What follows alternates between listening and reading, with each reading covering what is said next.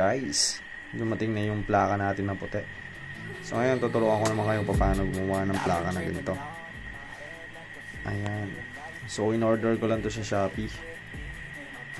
Ililink ko lang sa description below kung saan ko siya nabili. So dito kailangan natin ng scanner o printer na merong scanner. Gagawin lang natin, scan lang natin siya. Yan. So para may pattern tayo, takpan lang natin, tapos click lang natin scan. Okay.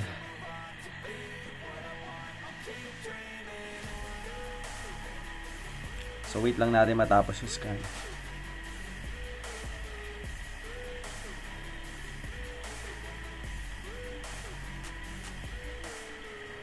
And then after natin na may scan, lilipat ako sa computer. Doon natin gagawin yung ibang proseso, yung pag-i-edit natin. So ito na yung ating na-scan. Ayan, so ito na yung na-scan nating plaka. Ayan, so dahil bumili tayo ng second hand na motor, okay, at wala pa tong plate number, so nag-search tayo kung paano ginagawa yung plate number na merong MB file. So ito lang, ilalagay lang natin ng registered sa taas yung MB file. So makikita natin sa CR natin sa kulay may yellow, medyo yellow yung kulay ng papel yung sa CR na papel, tapos kung anong region, then kung saan mo binili, dealer, kung saan yun nabili. So dahil natanungan ko kung saan nabili yung ating second hand na motor, pinuntahan pa nga namin kung may plaka sa KCRB ko. Okay, so KCRB ko lang ilalagay natin dito. And then yung CR, region 3 lang din naman kami. Then registered sa taas. So una sa lahat, ayan, drag lang natin to sa Photoshop natin. So nilagay ko na sa Photoshop siya. Tapos gamit tayo ng pen tool. Ayan, so bakatin lang natin to. Ayan, para makuha natin yung eksaktong sukat niya ng papel. Ayan, so right click lang natin yan. Fill path. No. Right click, make selection tayo. Excel, okay muna natin yan. So ito na yung nating unang selection. Control Shift N lang natin para mag new layer yan. Tapos ipil natin siya ng puti. Ayan, so ito na yung ating pinaka design ngayon. So kapag binula natin yung kanya, ito yan. So lagyan muna natin siya ng stroke sa gilid. So ito, duplicate lang natin, Control Shift J. Control J pala, yan. And then transform lang natin yan, Control T. Litan natin ng konti. Ayan. O pag nilitan natin, para ito yung magiging pattern niya sa loob. So ito natin konti.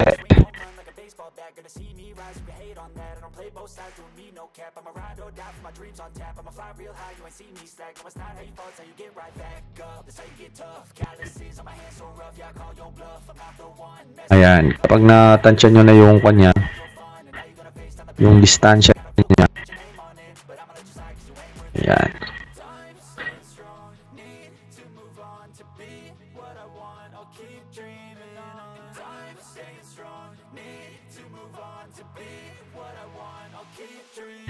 Oops. So B natin, move natin konti, need natin na medyo makapal yan eh. Yan. Tapos Control Shift T natin.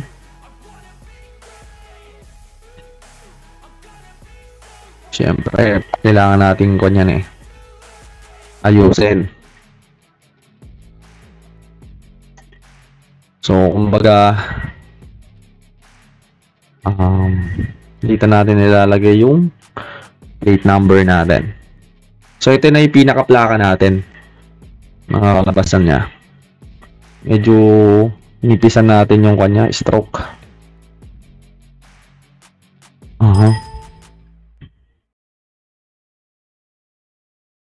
Stroke niyan, copy 1. Babaan na natin. Ayan, outside.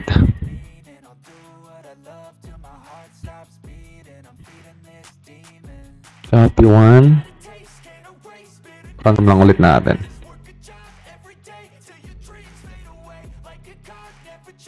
Para maayos natin ng konti.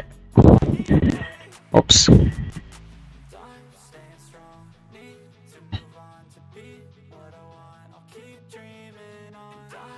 Ayan. Ayan. So, meron na tayong outline. So, kailangan natin yung font. Text. Kailangan natin ng text dito. Lagay lang natin ay registered. Okay. So, lagay lang natin dyan yan. So, ang font niya siguro ay ano bang font kaya nito? Arial. Check natin.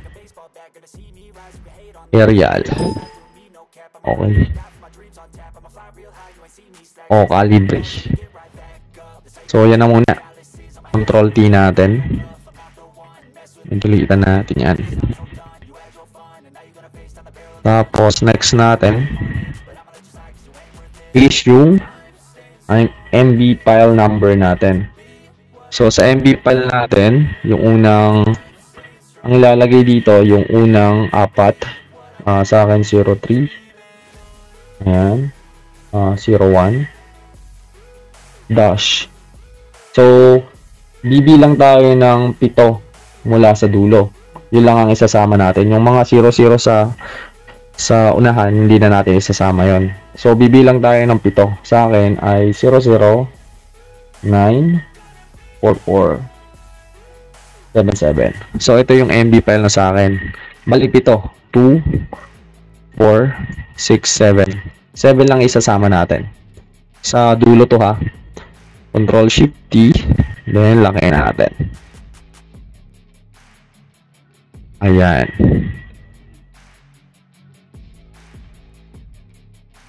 Natin konti. Okay, so umasya naman siya. Next naman natin dyan ay lagay natin dito yung region natin. Okay, may region 3. Ayan. So, dito siguro medyo liliitan lang natin to para kumasya. Control Shift T. Yan. Ups. Control Shift T. Dito natin konti. Ayan. Tapos dito ay yung dealer natin sa gilid naman. Key Cervico. Key Cervico. So, ganyan lang kasimple gumawa ng plaka. So, ngayon magpiprint out na tayo. So, piniprint nga pala to sa ating bond paper. So, yan na siya. Registered. Ayusin lang natin. Tignan natin. Ayan.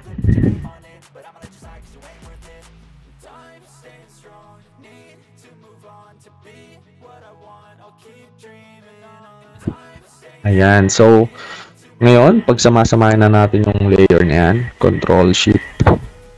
Con ko lang. E. Ayan. Tapos mag-new lang tayo. So, ang papel natin na gagamitin ay A4. So, international paper, A4. So, dito natin siya ipiprint.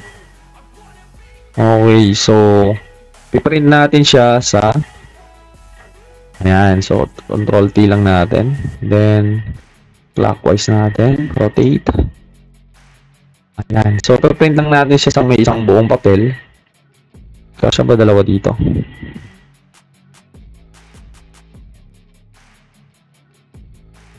Ay, hindi kakasya. Isa lang talaga. So, ito. So, isang buong A4. Ayan. Ipiprint lang natin. Control P. Okay, ang pangalan ng printer natin ay siya nga pala. Epson L805. Copy 1. So, dito, baguhin lang natin sa print setting. Isang copy lang yan. Print setting. Kailangan to naka-mirror eh. Make sure na plain paper lang, tapos high.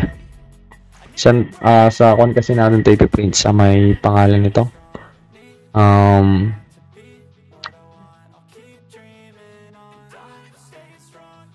Yung papel yun?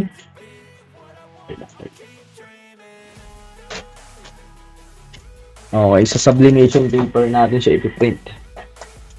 Ayun, sublimation paper. Nakalimutan ko yung sublimation.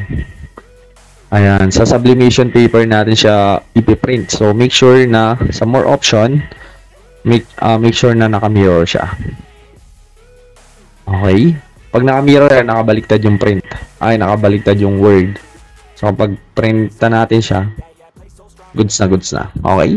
Then, click lang natin yung print.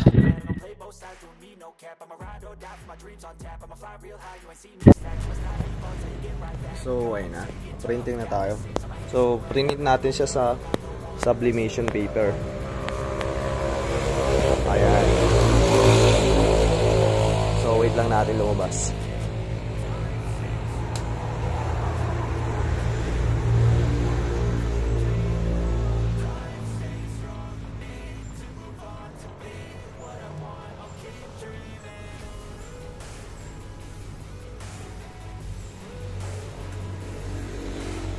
So, ito na yun. Ating ginawa. Makikita nyo nakabaliktad siya, naka-mirror.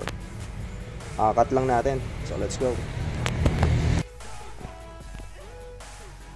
Ayan. So, ito na siya ngayon. Binalatan ko na. Ganyan ito dati. Tinanggal ko lang yung brown. Okay. So, ngayon yan. Tataklob natin na ganito yan. Tapos, titape natin ito. Thermal tape ang tawag dito. So, let's go. So, ayun na siya. Nakataklob na yung ating papel. So, yung itsura niya. Ngayon, heat press naman natin. So, let's go. Ayan, set lang natin yung ating heat press ng ayan, 205 sa akin. Tapos, 30 seconds. So, yun lang. So, wait na natin yung umabot ng 205. So, let's go. Ayan, 200 na. So, isa lang na natin.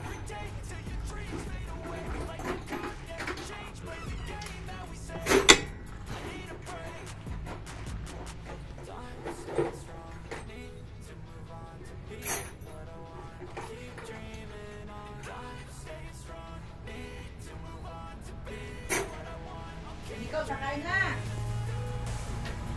Ha? Sakay na.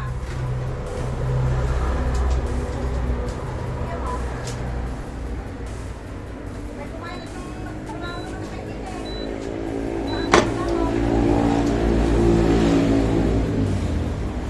Ayan, next natin ay kunin natin yan. Mainit to ah. Lagay natin dito. Dami labahin dyan.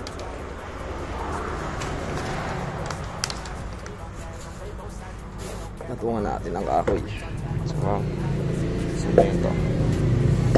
Para tumuwid siya.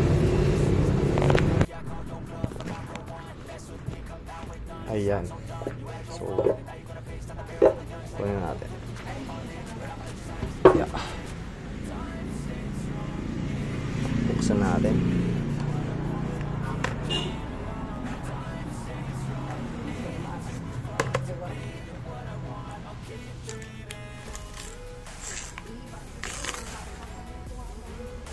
Ayan.